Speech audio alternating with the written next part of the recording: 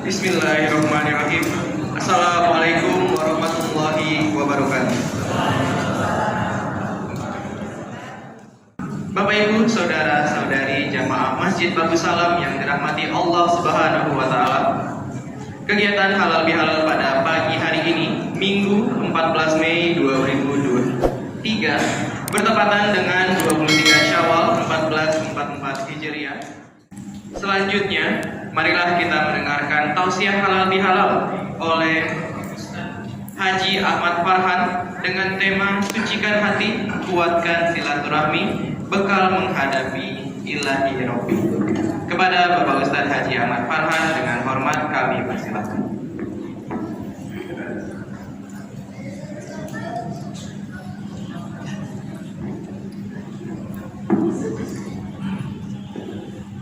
Assalamualaikum warahmatullahi wabarakatuh. Sepertinya masih sebagian yang menjawab salam, karena menjawab salam itu wajib. Saya ulangi supaya semua kebagian pahalanya. Semangat kita. Assalamualaikum warahmatullahi wabarakatuh.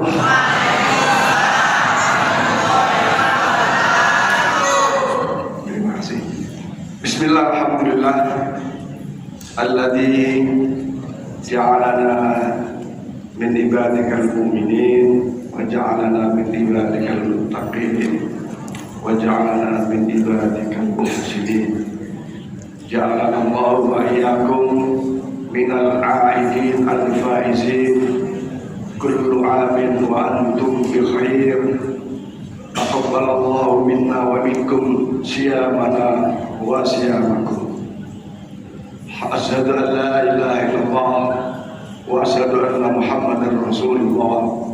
Allahumma shalli wa sallim wa barik ala abdika wa rasulika Muhammadin wa ala alihi wa ashabihi wa sallama tasliman katsiran. Qala Allah ta'ala wa asdaqul qa'ilin. Bismillahirrahmanirrahim. Qad aflaha man zakkaha wa qad khaba man dassaha.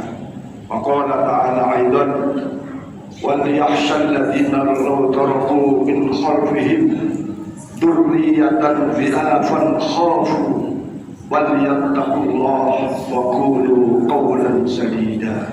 Shadaqallahul azim.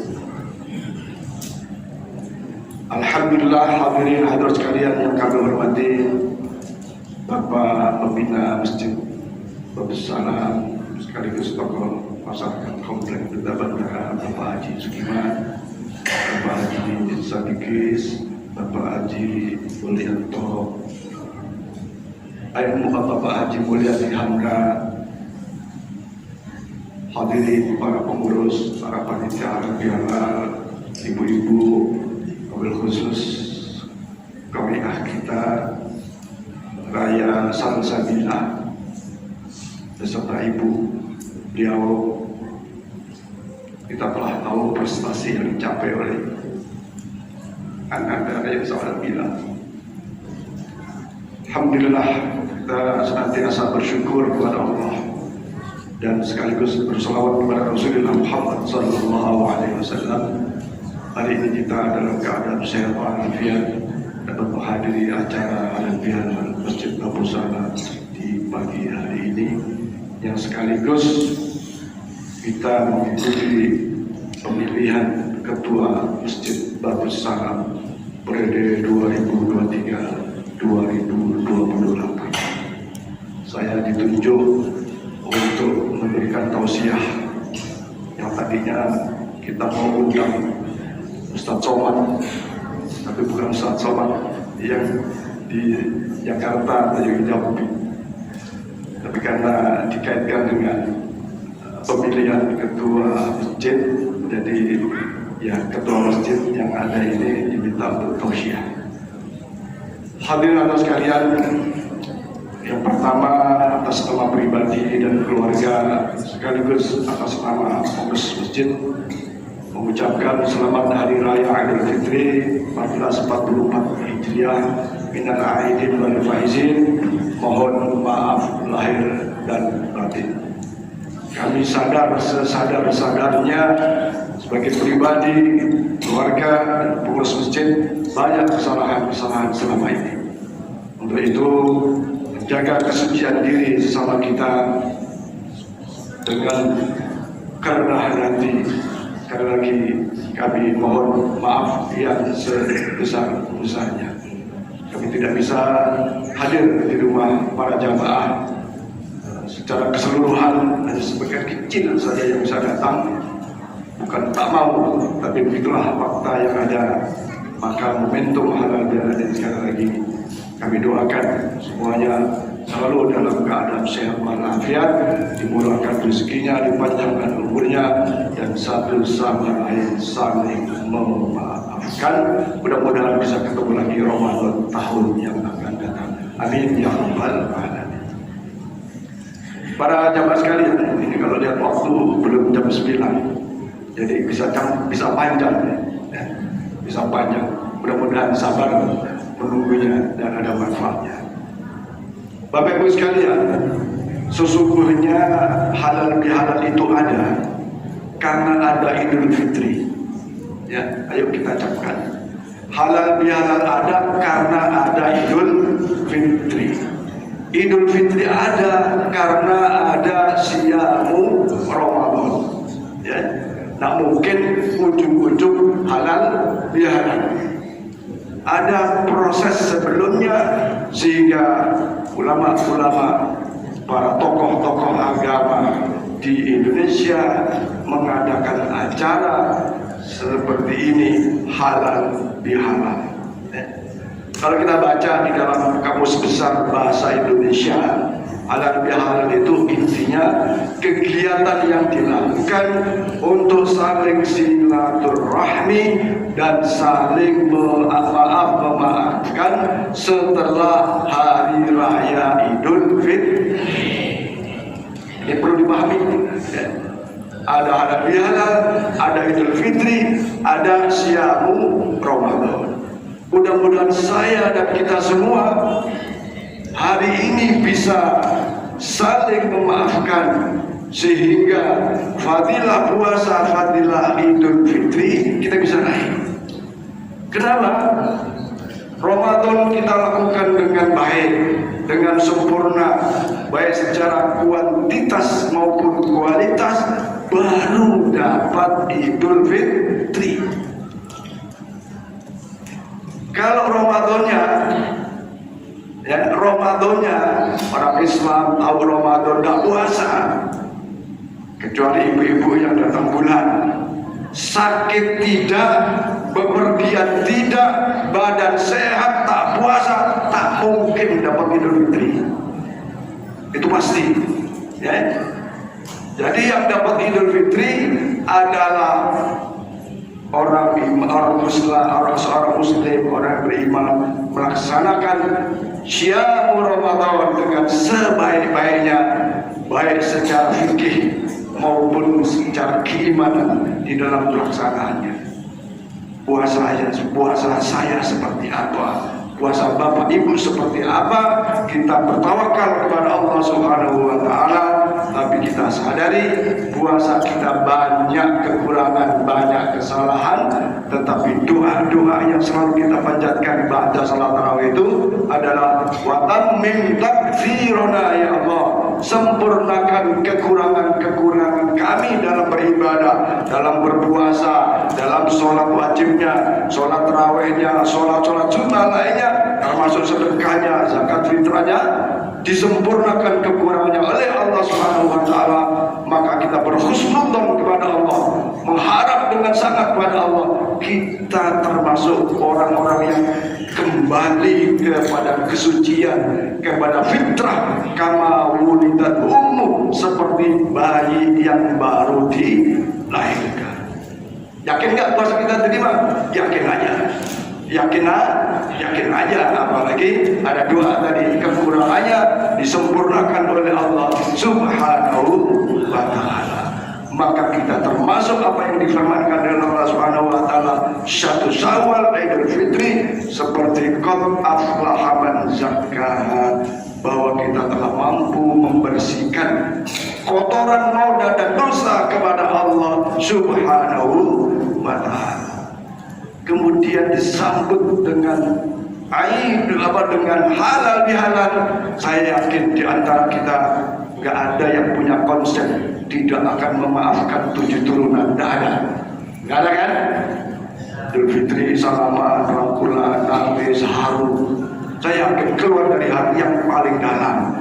Jangan hanya di wajah kita bersalaman memaafkan, tapi di hati masih ada kedongkolan, masih ada hasud, ada iri, dengki dan seterusnya. Hilangkan semua itu, karena itu kerugian besar bagi kita.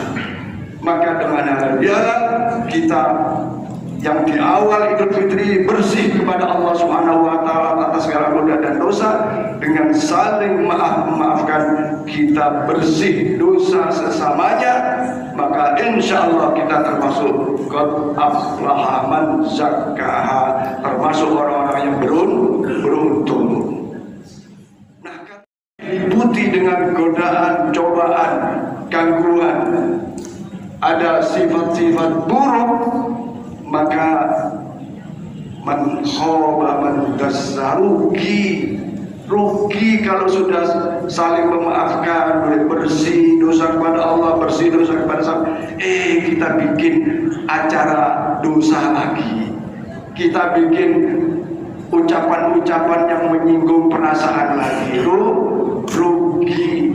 Ayo kita cegah lisan kita, hati kita, anggota tubuh kita dari hal-hal yang bermaksiat kepada Allah Subhanahu wa ta'ala dan hal-hal yang membuat dosa di antara sesama kita. Ada nggak sih setelah ini nggak ada yang buat salah lagi? Tak mungkin, tak mungkin. Wong 1 Syawal aja ada loh, saking semangatnya silaturahmi nggak sholat zuhur. Ada nggak? Di sini nggak ada. Ibu-ibu di sini nggak ada. Karena mau silaturahmi ke saudaranya, ke temannya, bermake up ria dengan baik. Aduh, ini kalau di sana zuhur butuh, ya atau kata ibu-ibu tadi luntur katanya. Akhirnya nggak sholat zuhur, dosa nggak kira-kira? Dosa. 1 salah dosa lagi. Begitu ketemu kawan, ngobrol sana sini, yang diomongin sesuatu yang menimbulkan ketersinggungan. Ada menghibah, kadang-kadang kalau 1 orang sih aman, nah. 2 orang mungkin aman. Kalau 3 orang ngumpul, apalagi ibu-ibu sana, ibu sini sedang. Nah, beda ya. Udah ketemu 3 orang, bla bla bla bla, timbul menghibah lagi. Maka dosa nggak? Dosa. Tapi sebagai bagian dari keadilan Allah, sifat rahmat rahim Allah, bagian daripada keistimewaan umat Muhammad SAW, maka Allah kasih solusi. Tadi ayat yang dibaca oleh An-Najariyah itu ya, disebutkan fa idza fa'alu fahishatan aw zalamu anfusahum dzakarullaha fastaghfiru lidunubihim. Segera menuju jalan Allah, segera istighfar, segera minta ampun, bahkan kalau dosanya berat segera bertobat. Kata Sayyidina Ali, tidak ada dosa kecil.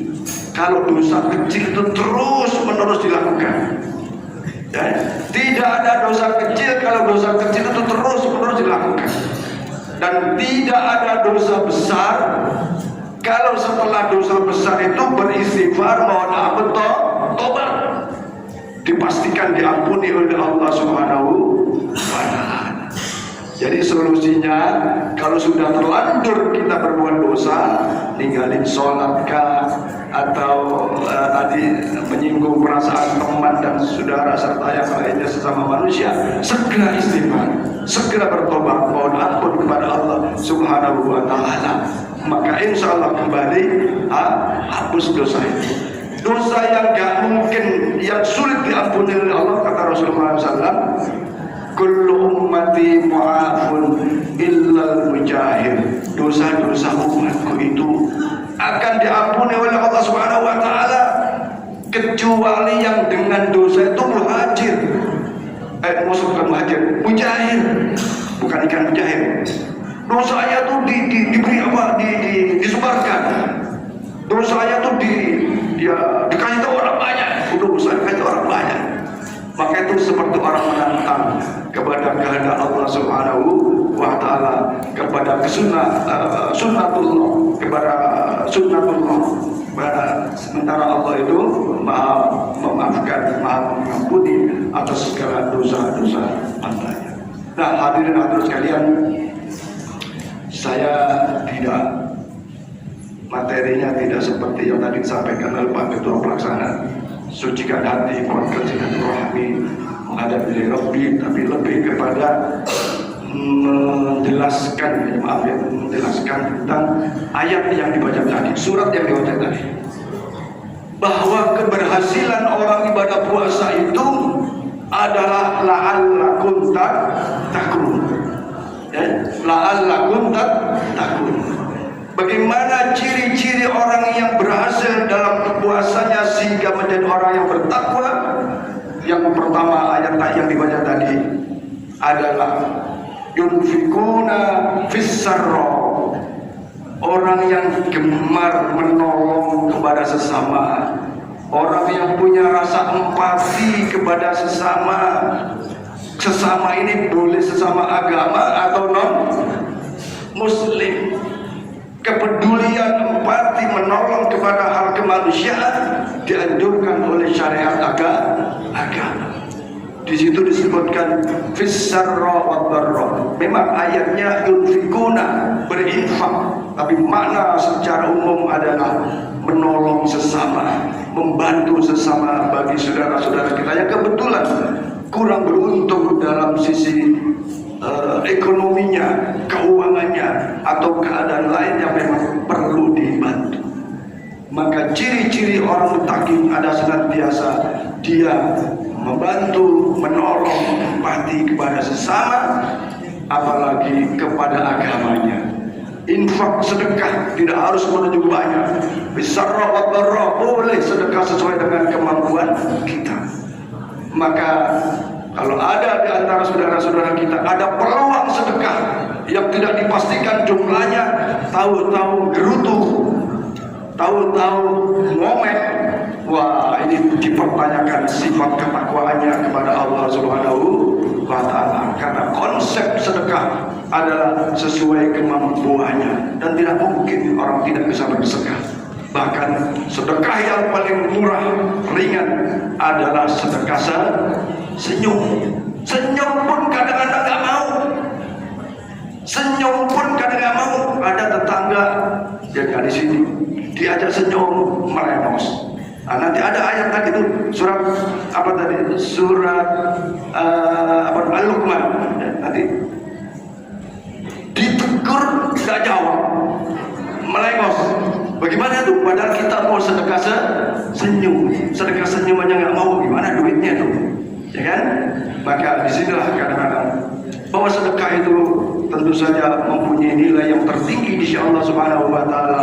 Bahkan orang meninggal bisa minta hidup kembali karena kepingin sedekah dan kepingin menjadi orang soleh. Apalagi sedekahnya untuk jariah, untuk masjid, untuk pesantren, untuk tempat pendidikan, bahkan untuk jalanan komplek atau jalanan yang memberi manfaat bagi orang banyak. Maka ciri muttaqin yang pertama adalah gemar bersedekah, gemar menolong. Yang kedua, ciri yang kedua adalah wal kadhiminal ghaidha. Nah, wal kadhiminal ghaidha, mampu mengendalikan amarahnya, mampu mengendalikan hawa nafsunya. Jangan habis salaman-salaman terus gara-gara ucapan sedikit langsung wah, misalnya kita ada nggak? Lu ada tuh. Ya, ada baru salaman karena ketersinggungan sedikit langsung ngegas, bahasa sekarang ngegas ucapannya, dan akhirnya ya terjadilah satu pertengkaran kembali walaupun baru saja.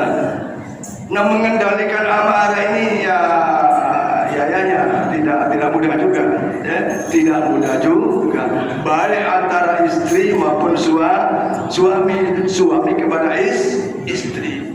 Tapi barang siapa yang mampu mengendalikan emosinya, amarahnya, dialah orang yang mempunyai nilai-nilai ketakwaan kepada Allah Subhanahu wa Ta'ala. Bukan tidak boleh marah, bukan tidak boleh marah, tapi marah yang mendidik bagi istri kita, bagi suami kita, bagi anak-anak kita, atau bahkan bagi kawan kita yang dalam rangka memberikan tarbiyah, memberikan pendidikan bagi lawan bicara kita itu. Maka insya Allah dengan mempunyai sifat ketakwaan yang dalam hal ini mengendalikan hawa nafsu, maka insya Allah sepanjang perjalanan hidup ini akan menjadi satu keadaan yang baik, tidak akan terjadi pertengkaran dan sebagainya. Nah, yang ketiga adalah wal afina 'anil nas, yaitu senantiasa saling memaafkan. Ada yang mengatakan kalau minta maaf itu gampang, saya salah terus minta maaf, ya memang enak banget gitu, memang gampang. Tapi yang berat itu memaafkan. Kenapa? Karena dia udah dihina, sudah dikasih kalimat yang tersinggung dan seterusnya, sudah diremehkan, direndahkan, terus minta maaf.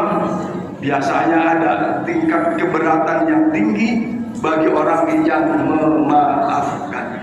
Tapi sebaliknya, kalau kita menyadari bahwa kita ini manusia yang lemah, hamba yang lemah, Allah saja berkenan memberikan ampunan dosa kepada hambanya. Mosok yang kita sebagai hamba Allah tidak mau memaafkan kepada saudara-saudara kita.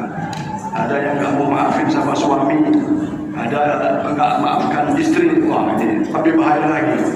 Jadi kesimpulannya, para jamaah sekalian, bahwa puasa menghantarkan kita kepada orang yang bertakwa. Kemudian sifat-sifat orang bertakwa itu adalah yunfikuna fis sarra, senantiasa gemar bersedekah, gemar menolong dan seterusnya. Kemudian wal kadhiminal ghaidha, mampu mengendalikan hawa nafsunya, wal afina 'anil nas, kemudian berkenan saling memaafkan. Yang terakhir, Allah yuhibbul muhsinin, innallaha yuhibbul muhsinin. Allah sangat cinta, senang kepada orang yang senantiasa berbuat kebaikan. Hadirin hadirat sekalian, yang kedua, kita tahu saat ini bagaimana fenomena kehidupan para remaja, kehidupan anak-anak usia SMP, SMA dan mahasiswa begitu mengerikan, begitu mengkhawatirkan. Maka ayat yang saya baca tadi dalam surat An-Nisa itu, walladzina yakhshawun, orang-orang yang meradakan di antara orang yang khawatir terhadap anak keturunannya, khawatir terhadap amanah yang Allah berikan kepada kita sebagai kedua orang tua. Ada nggak Bu kita khawatir Bu terhadap anak-anak ibu, anak-anak bapak? Ada nggak? Kalau nggak ada, itu bahaya. Karena Allah sudah ingatkan, jangan sampai orang tua meninggalkan du'afan khafu alaihim, meninggalkan generasi yang lemah, ya, meninggalkan generasi yang lemah. Dalam tafsir Ibnu Katsir disebutkan, lemah pertama, lemah iman, lemah akidah, ya. Banyak awalnya keluarga muslim, si anak itu, anak laki-laki karena dapat cewek cantik pindah agama. Ada nggak? Ada. Anak cewek cantik dilamar oleh pemuda yang ganteng, kaya, beda agama. Orang tua terpengaruh, anak terpengaruh karena lemah imannya, ikut cowok ganteng yang kaya, yang non muslim itu. Akhirnya karena lemah iman, lemah akidah, ia murtad keluar daripada agama Islam. Ada lagi lemah akidah, apalagi sekarang banyak paham-paham yang kadang-kadang masya Allah Kalau imannya, akidahnya lemah, gampang terpengaruh dalam dinamika kehidupan saat ini. Ayo kuatkan iman anak-anak kita, termasuk iman kita. Kuatkan akidah kita. Jangan sampai kita nanti dijeblos murtad, naudzubillah, karena godaan-godaan yang luar biasa, pada ekonomi, godaan kemiskinan, bahkan godaan nyari mantu yang kaya, yang ganteng. Dan itu terjadi. Yang kedua, kita harus khawatir terhadap ibadah anak-anak kita. Karena ternyata orang tua kadang lebih cenderung memerhatikan yang persoalan di luar ibadah. Kalau anak ninggalin sholat, tak terlalu dimarahi. Tapi kalau anak nggak lulus ujian, anak nggak ranking, anak nggak punya nilai tinggi di sekolah, dimarahi. Ada nggak begitu? Anak nggak sholat, dibiarin. Naudzubillah. Ini lemah akidah, lemah ibadahnya. Jangan sampai Bapak Ibu. Anak adalah investasi akhirat kita. Anak yang akan mengangkat harkat martabat kedua orang tua kita. Banyak anak-anak justru merendahkan martabat orang tuanya karena salah asuhan. Oleh karena itu, ibu-ibu, bapak-bapak, saya menyarankan dengan sungguh-sungguh, sekali lagi, karena fenomena kehidupan anak-anak usia SMP, usia SMA, bahkan mahasiswa ini sudah mengerikan. Ibu mau anak terjerumus kepada hal yang tidak baik? Tidak ada yang mau kan, pasti kan? Lakukan ibu sholat tahajud di kamar anak-anak kita. Ya, ibu, bapak, lakukan sholat tahajud di kamar anak-anak kita. Anak biarin aja tidur, biarin. Tentu saja tahajud ini bukan sekali. Betapa banyak di antara orang tua nak sholat tak ngelawan, nak ngaji nak ngelawan. Akhirnya orang tua hanya ngendes, merasa tidak berhasil dalam mengendalikan anak. Maka ada tip yang saya kira perlu kita lakukan dengan segera, dengan serius, dengan sungguh-sungguh, karena kita semua ingin menjadikan anak-anak kita sukses dunianya, juga sukses akhiratnya. Lakukan sholat tahajud setiap malam. Terus kemudian berdoa kepada Allah Subhanahu wa Ta'ala. Ya Allah, dulu Engkau titipkan janin kepadaku, ya Allah. Itu ibunya ya. Engkau titipkan janin kepadaku, ya Allah. Sekarang lahir, aku hanya bisa merawat secara fisik, aku bisa merawat secara zahir, aku tak mampu merawat batinnya, aku tak mampu merawat hatinya. Sementara Engkau lah ya muqallibal qulub, tsabbit qalbi ala dinik, tsabbit qalbi ala dinik. Engkau yang merubah hati anak-anak. Lakukan doa itu berulang, mohon, dan rasakan dirinya lemah di dalam menerima amanat anak dari Allah Subhanahu wa Ta'ala. Jangan, wah, saya bisa merawat anak, saya bisa menjadikan anak saya sarjana. Kita bisa lihat anak itu secara fisik. Oh iya, dia di rumah, oh iya, dia di kamar. Di kamar ngapain? Kadang-kadang orang tak mampu menembus kamar anak. Maka sholat tahajud di kamar anak itu. Mungkin saat itu anak sedang tidur dan ibu bapak bermunajat kepada Allah Subhanahu wa Ta'ala supaya Allah jadikan anak-anak yang menjadi titipan kepada kita, supaya kedua orang tua menjadi anak yang soleh dan soleh. Tak mampu kita. Maka ayo sekali lagi, karena fadilah daripada tahajud itu, wa minal laili fatahajjat bihi nafilatan laka asa ayyab'asaka rabbuka maqaman. Kalau kita membiasakan sholat nafilah, sholat tahajud, insya Allah yang pertama, keluarga kita Allah akan tempatkan tempat yang terpuji, mempunyai kedudukan yang terpuji menurut Allah dan masyarakat sekitarnya. Bukan saja kedudukan yang terpuji bagi keluarga itu, tapi anak kalau nanti kuliahnya, kalau sekolahnya pun insya Allah di sekolahan bukan anak yang dihinakan, tapi anak yang berprestasi. Kuliah pun demikian, terus berprestasi, bahkan sampai dalam pekerjaannya pun insya Allah berprestasi. Karena ayat tadi itu lanjutannya adalah wa qul rabbi adkhilni mudkhala sidqin. Mudkhala sidqin dalam belajar, mudkhala sidqin dalam sebagai mahasiswa, mudkhala sidqin dalam pekerjaannya, karirnya, insya Allah terbimbing oleh Allah Subhanahu wa ta'ala. Bukan cuma itu, manakala anak ini nanti bekerja dan berkarir dengan baik, maka Allah akan tolong kepemimpinannya, prestasinya, posisinya, jabatannya ke dalam lingkungan keadaan yang terpuji menurut Allah Subhanahu wa ta'ala. Kalau Ramadan yang lalu kita belajar tarbiyah tahajud dari tanggal 15 Ramadan sampai akhir Ramadan, kira-kira berapa orang yang sudah meninggalkan tahajud? Ramadan selalu sholat witir. Sekarang berapa orang yang sudah menghilangkan sholat witir?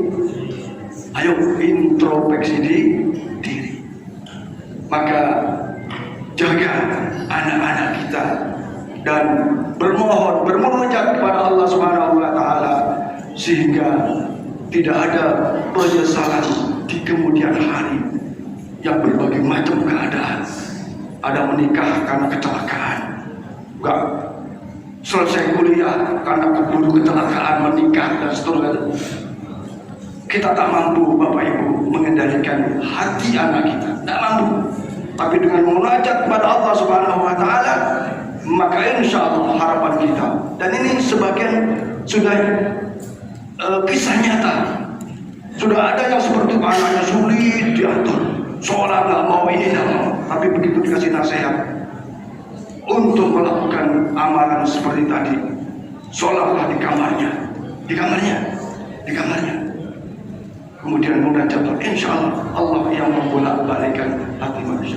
Maka di dalam surat Luqman yang tadi dibaca oleh Ananda Ria Salsabil, ya bunayya aqimis sholat, wahai anak-anakku.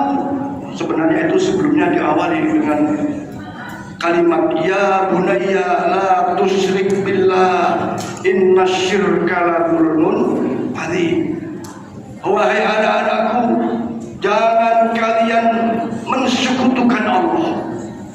Ya, maka tadi di dalam surat An-Nisa, jangan kita harus khawatir kalau sampai anak kita lemah imannya, lemah akidahnya. La tusyrik billah innasyirka la dzulmun adzim. Sesungguhnya kesyirikan itu adalah satu kesesatan yang nyata. Dilanjutkan ayat yang berikutnya adalah ya bunayya aqimis shalah, wahai anakku, tegakkan sholat, laksanakan sholat, tunaikan sholat. Bapak Ibu, seberapa keras kita mengajarkan kepada anak kita untuk sholat, seberapa keras kita membangunkan anak kita untuk sholat subuh. Jangan bapak ibunya ke masjid sholat jamaah subuh, anaknya tidak sholat subuh. Yakinkan kalau kita mau sholat subuh berjamaah di masjid, yakinkan anak-anak kita sholat. Ini penting banget, karena anak ini menjadi satu hal yang sekarang sangat-sangat merisaukan. Jangan enak-enak bapak ibu ke masjid dengan berjamaahnya, anak kita nggak sholat. Nanti justru anak itu yang akan mencelakakan kita sebagai orang tua. Apalagi anak tak pernah menasihati tentang agama. Kalau sudah dinasihati masih lumayan. Kalau membiarkan anak tidak sholat, Rasulullah SAW bilang bahwa suatu akhir zaman nanti ada umatku yang rela anak-anaknya mendapatkan azab dari Allah Subhanahu wa ta'ala karena tak pedulikan sholatnya. Aqimis sholat wa'mur wa'mur bil ma'ruf. Setelah anak sholat dengan baik, baru ajak kepada jalan kebaikan. Anak belajar sekolah, tugasnya apa? Belajar. Jangan anak sekolah banyak main HP-nya dari belajarnya. Ini tanda-tanda. Ini tanda-tanda kehancuran anak itu sendiri. Jadi boleh main HP, kendalikan permainan HP-nya. Jangan 24 jam HP aja. Boleh main HP. Tapi tugas utama sekolah, anak sekolah kan belajar. Maka harus kita kendalikan di dalam penggunaan HP yang sekarang luar biasa menjadi dajjal dalam kehidupan kita. Bagi yang sadar, bagi yang berprinsip daripada ini itu, na'udzubillah, kendalikan. Setelah sholat, setelah kemudian dia bisa mengajak kepada kebaikan, wanha 'anil munkar, maka juga anak cegah untuk berbuat yang tidak baik. Anak kita cegah jangan sampai ia melakukan perbuatan keji dan mungkar. Yang ketiga, maka wa'mur ala wa ya bunayya aqim shalah wa'mur bil ma'ruf wanha 'anil munkar wastabir 'alaiha. Sabar manakala ia menghadapi godaan. Sabar dalam menghadapi keadaan yang tidak diinginkan, musibah dan seterusnya. Anaknya dinasihati. Kalau kita sudah berbuat baik, sudah sebaik mungkin sholatnya iya, berbuat baik, bagaimana? Ternyata dibully di sekolahnya, ya dicaci maki dan seterusnya. Sabar menghadapi itu. Inna dzalika min azmil umur. Ini sesungguhnya perkara-perkara yang sangat-sangat penting bagi kedua orang tua. Tuh, ya kan? Nggak punya HP, nggak apa-apa, syukur kalau punya. Tapi kalau anak nggak sholat, anak nggak bisa berbuat baik, anak nggak mampu mencegah kemungkaran, bahaya Pak. Ini jelas Quran surat Luqman ayat 17 tadi, bahwa perkara yang penting untuk kita perhatikan. Maka momentum halal bihalal ini, mudah-mudahan saya khususnya menasihati pada diri saya dan keluarga, juga mengingatkan kepada kita semua tentang anak sebagai bagian daripada amanah Allah Subhanahu wa taala. Karena anak adalah regenerasi kita. Di masjid masih ada saya, ada Pak Haji Rudi, ada bapak-bapak sekalian. Gak mungkin kita akan hidup selamanya, enggak. Nanti akan ada Diku, ke atas dulu ada Tira, ada Rifki, ada Diku, ada Noval, ada siapa yang lain. Menjadi generasi masjid kita. Nah sekarang anak-anak ini diajari di masjid itu lebih senang main. Bahkan saya ingatkan anak-anak usia SMP banyak datang ke masjid, laki dan perempuan, ngobrol di pojok sana, ngobrol di pojok sini. Satu sama lain sudah saling lirik-lirikan. Ya, satu salaman sudah ada ini punya ini pacarnya ini pacarnya ini. Betul, susah betul. Maka dari orang tua ini anak masjid, ke masjid bukan pacaran, ke masjid ibadah. Bayangkan Bu, kita lagi sholat tarawih yang saya dengar waktu itu, yang ngobrol di sana. Kita lagi baca Yasin, ngobrol di pojok sana. Kalau ada CCTV, kita bisa lihat tuh. Tapi saya nggak tahu si A sama siapa, si ini saya tahu. Tapi kan ya, nggak mungkin kita ceker tuh, nggak mungkin. Nanti lari dari masjid susah lagi. Yang penting dikendali, pengendaliannya. Ayo nasihati anak-anak kita, nasihati anak-anak kita. Insya Allah dengan momentum ini kita mengingatkan pada kita semua, jaga anak-anak kita. Jaga anak-anak kita, karena anak kita adalah investasi dunia akhirat kita. Kalau harta bisa ludes, bisa habis, tapi anak yang soleh, manfaat bagi kedua orang tua, dunia sampai akhirat. Mudah-mudahan ada manfaatnya. Dan sekali lagi ini nasihat diri saya sendiri Bu ya, ibu, bapak-bapak ya, kalau ada yang pas ya. Tapi kalau soal tahajud, ayo jangan tunda. Bila perlu nanti malam bagi bapak ibu yang punya anak bermasalah, dalam tanda petik ya, punya masalah, sholat tahajud di depan di kamar anak kita. Insya Allah ya kita sudah ada mengalami itu, mengalami itu. Insya Allah. Bukan cuma anak, cucu juga boleh, untuk cucunya ya gitu. Hadirin sekalian, demikianlah seharusnya yang saya bisa sampaikan berkaitan dengan halal bihalal. Kesimpulannya bahwa momentum halal bihalal, satu sisi setelah Ramadan kita bersih dosa dan dosa kepada Allah, halal bihalal kita saling memaafkan, kita bersih sesama dosa sesama kita, maka harus kita jaga kebersihan jiwa, kebersihan hati ini jangan sampai dikotori lagi, karena itu menjadi hal yang dosa. Dan kalau terpaksa kotor lagi, segera menuju ampunan Allah Subhanahu wa Ta'ala. Yang kedua, jaga anak-anak kita. Jaga anak-anak kita. Ini perkara penting, menjaga anak, terutama sholatnya, dan juga ajak kepada kebaikan, mencegah kepada keburukan. Kemudian tentu saja kita berharap mudah-mudahan anak kita menjadi anak yang soleh dan solehah. Amin ya rabbal alamin. Hadirin sekalian, mudah-mudahan sekali